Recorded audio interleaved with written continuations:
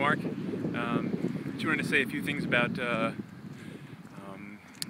stats on people following links that you share and influence and followers on social media.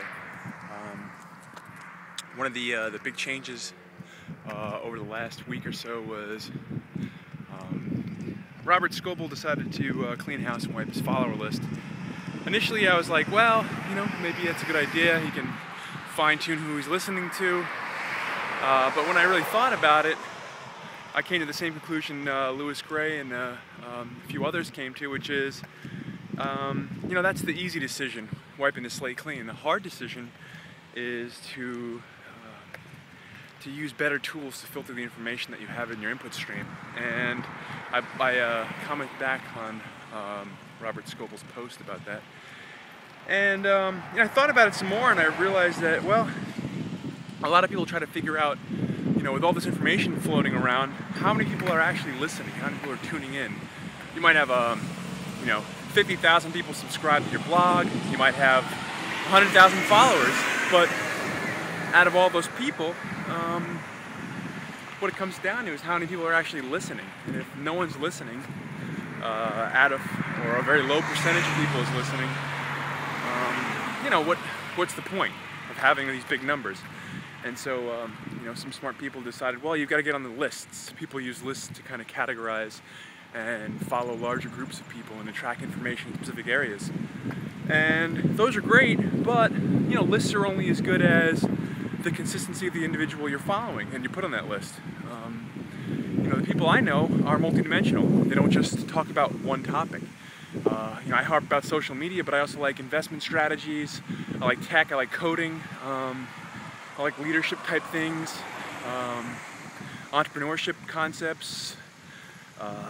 There's a lot of different areas, and I think that I'm not the isolated case in this example. So, I spouted on before. You need to have smart following tools. You need to really break down the information that's coming out of people's updates, and really what it comes down to is if your message is important enough, and you're diligent enough in pushing that message out, people will get it. The right people will get it, and that's the name of the game. Don't worry about too much about your followers. Don't worry about how many people will actually retweet your links and stuff and like your posts. Who cares about that? What matters is the quality, the results of your quality of your message, and the results of people getting that message. And that's what you have to concentrate on.